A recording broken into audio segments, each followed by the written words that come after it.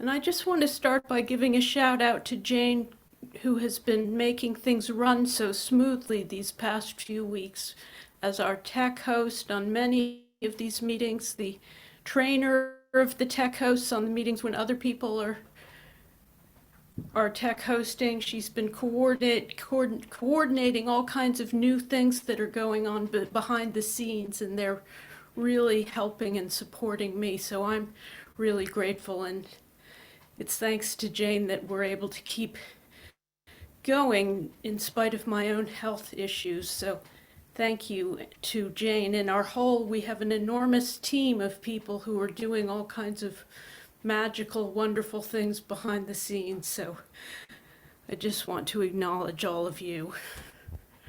Tonight's talk is going to be about surrender and trust. And let's begin with a psalm.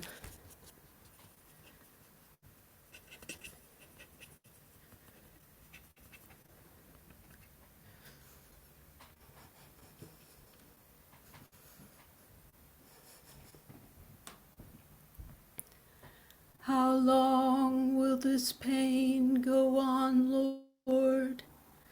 This grief I can hardly bear. How long will anguish grip me and agony wring my mind? Light up my eyes with your presence. Let me feel your love in my bones. Keep me from losing myself in ignorance and despair. Teach me to be patient, Lord. Teach me to be endlessly patient. Let me trust that your love enfolds me when my heart feels desolate and dry. I will sing to the Lord at all times, even from the depths of pain. Welcome to this digital contemplative prayer group. This is a place for all God's people. Whatever your beliefs or doubts, you are welcome here. If you are new to centering prayer, just follow the instructions as the session unfolds. You're also welcome to use the silence in any other way that is right for you. Loving God, we ask for your blessings upon this gathering, recognizing that we bring the joys and sorrows of our lives here today. If anyone would like to mention, silently or aloud, expressions of gratitude or concern for ourselves, our families, our friends, our society, or our fragile planet, please do so now.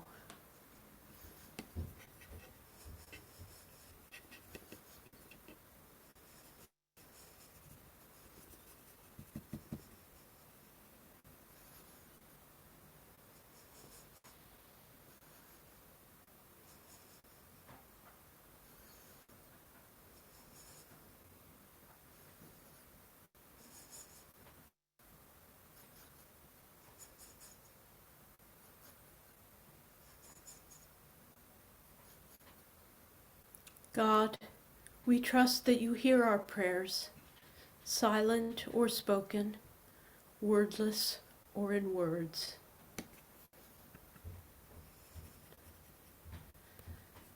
Centering prayer teaches us to surrender, but that word may make some of us very uncomfortable. Why would we want to do that? That's the opposite of what we've been taught to do. We've been taught to try to win, to succeed, to achieve, to climb. And what are we surrendering to? Why should we trust God? What does God want from us? Does God demand from us some form of self-sacrifice that will annihilate us and destroy our personhood? When I was in seminary 20 years ago, I took a course on addiction, and we had a visit to our class from a rabbi who worked in the area of addiction, trying to help Jewish people adapt to the 12 steps. And he said it was very, very difficult for Jewish people in particular because they've been taught to fight for their survival, that they have to fight for their survival. So surrender can be a very dirty word. And many of us have had to fight for our survival through abusive circumstances, through neglect. So surrender might sound quite frightening to us, like a loss. A less frightening word than surrender that we can focus on is trust. Centering prayer practice teaches us that we can learn to trust that there will be something there to hold us, to catch us. A loving God who wants us to become fully ourselves. Even if we're uncomfortable with the word God and with God imagery, we can focus on trusting our own basic goodness. God made us in God's own image and saw that we are good. And in our meditation practice, we can sometimes taste and feel that basic goodness. And that basic goodness is believed in by many traditions. Thomas Keating talks about it. He says, "Our basic core of goodness is our true self. Its center of gravity is God. The acceptance of our basic goodness is a quantum leap in the spiritual journey." Gerald May, the great writer on addiction, says, "There's grace in the simple gift of our existence, in the opportunity to live consciously and appreciatively in this world, and in the goodness of our nature." And Chogyam Trungpa, a great Buddhist teacher, says, "Every human being has a basic nature of goodness, which is undiluted and unconfused." In centering prayer, we might experience our basic goodness as a sense of simplicity and spaciousness.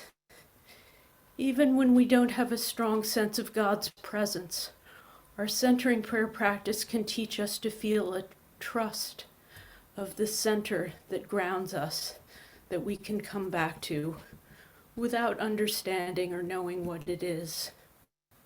We can trust it. What are we holding on to that separates us from this sense of basic goodness? What are the obsessions and addictive qualities that separate us from God? Have we been taught to feel shame, that we're bad, irredeemable? We're all wounded, yes, but God can use our wounds to draw us close and teach us how much we are loved and how much we can trust.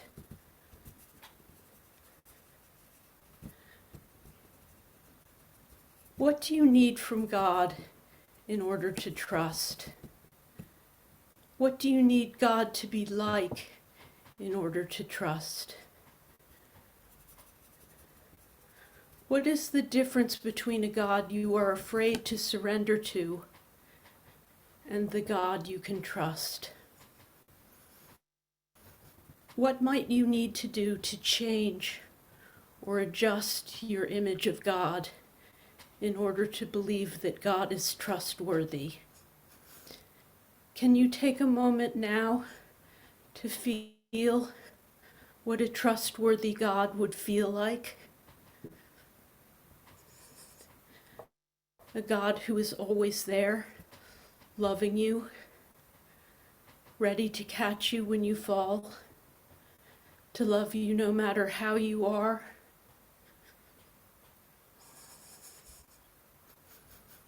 In your confusion about what might be happening during centering prayer, in the darkness, in the unknowing, can you trust that there is something there that will hold you, that will catch you, that will love you?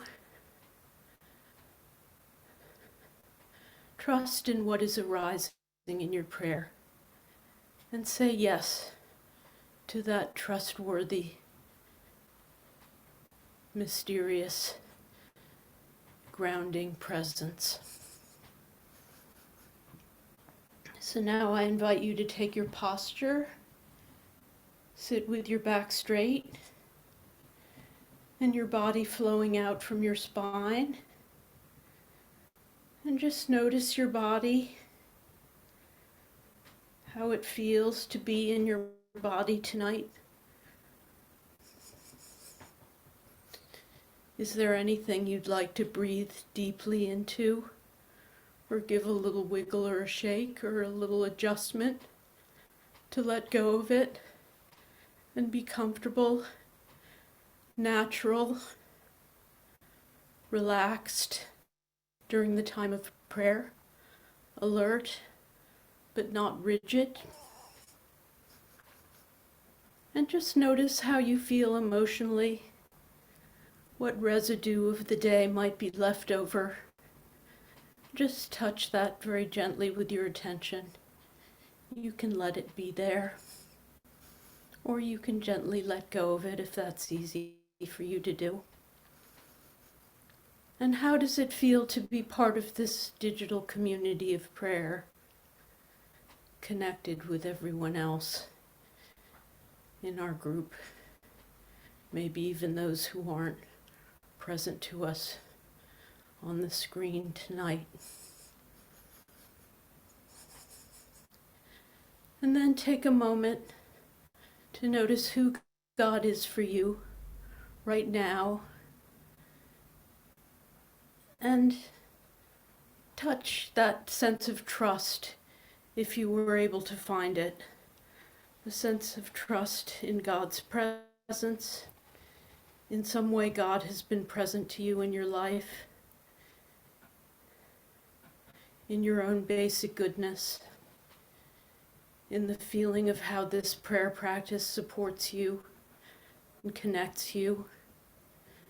Just touch that sense of grounding, centering, trust,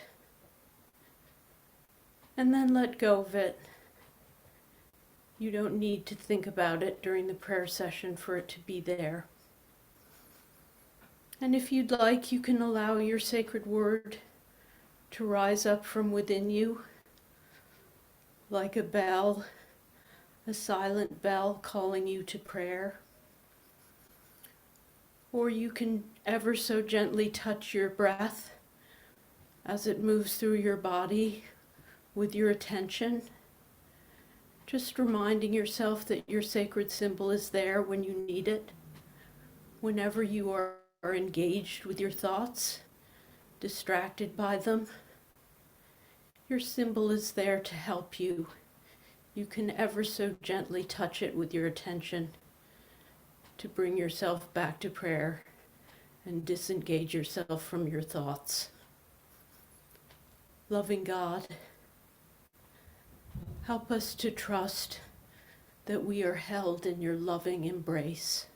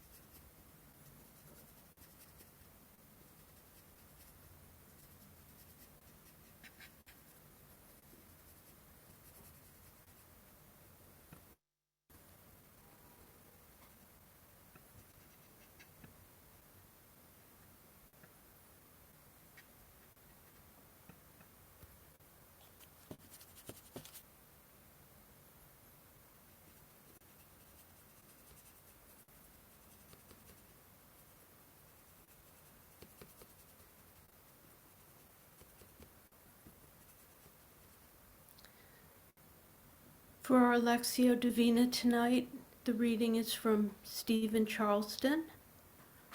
I'll read it 3 times and then invite you to share a word or phrase that resonated for you. Listen with the ear of the heart. I will love you no matter what, no matter where or when. I will love you as you are, as you will be or have ever been. I will love you simply and honestly, without pretense or expectation.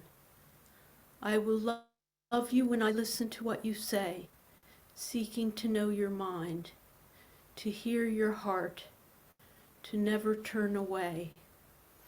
I will love you when I disappoint you, when I make you angry, when I do not always see the world in the same way as you.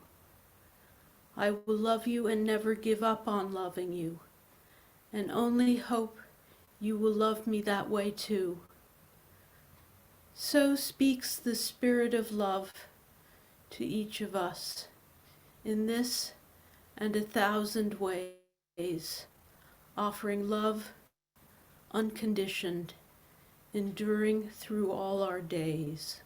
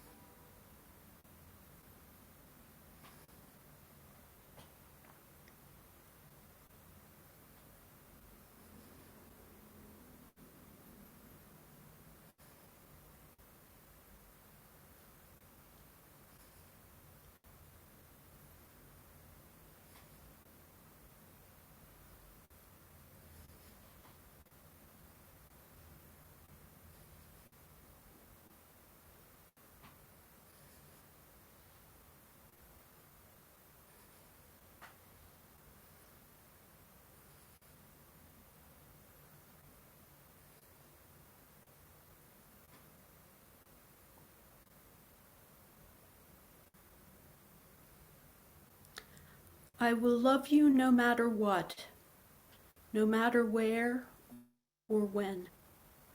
I will love you as you are, as you will be or have ever been. I will love you simply and honestly, without pretense or expectation. I will love you when I listen to what you say, seeking to know your mind, to hear your heart, to never turn away.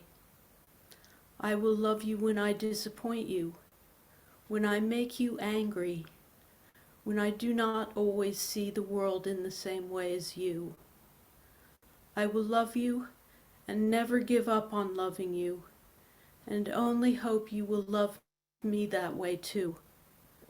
So speaks the Spirit of love to each of us in this and 1,000 ways, offering love unconditioned, enduring through all our days.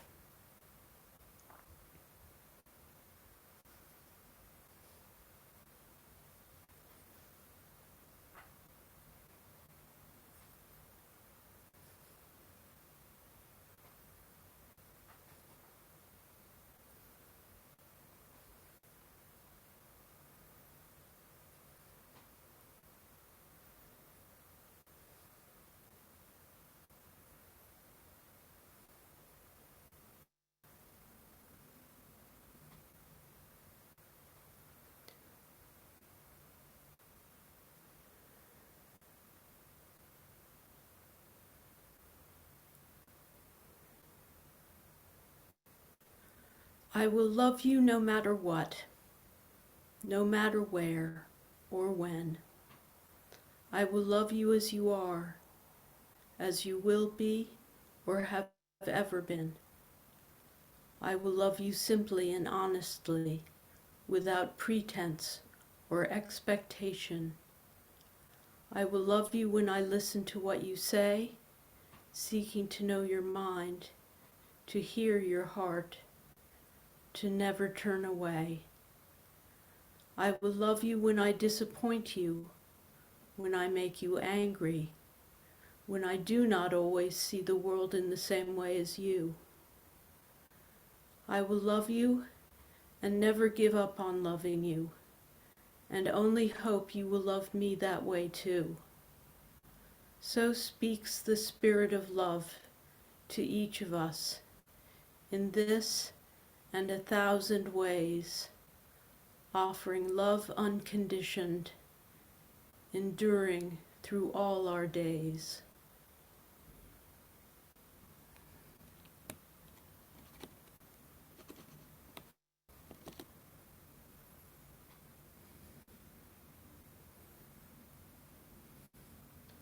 I invite you to share a word or phrase that resonated for you.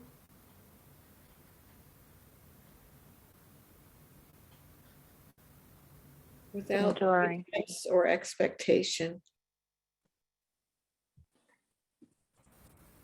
Offering love. Enduring. I will love you. No matter what. Never give up on loving you. To hear your heart, to never turn away.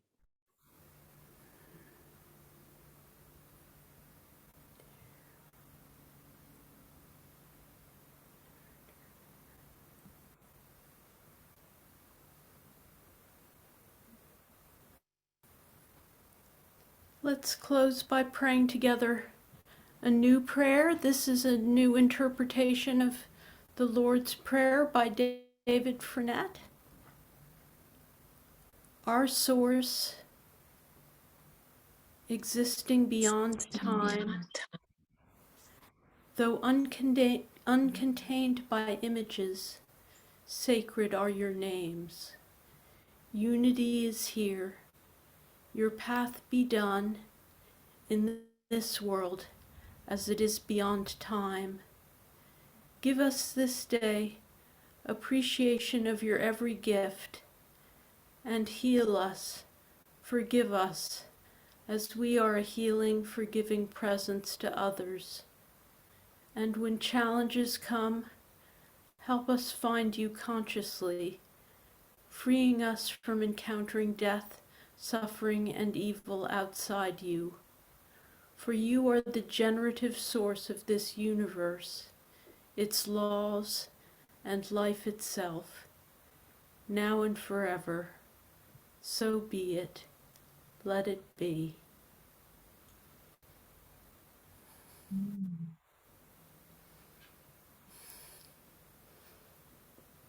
Thank you for being here tonight. It was wonderful to be with you. Thank you, Lindsay. Thank you, Lindsay. Thank you, everyone.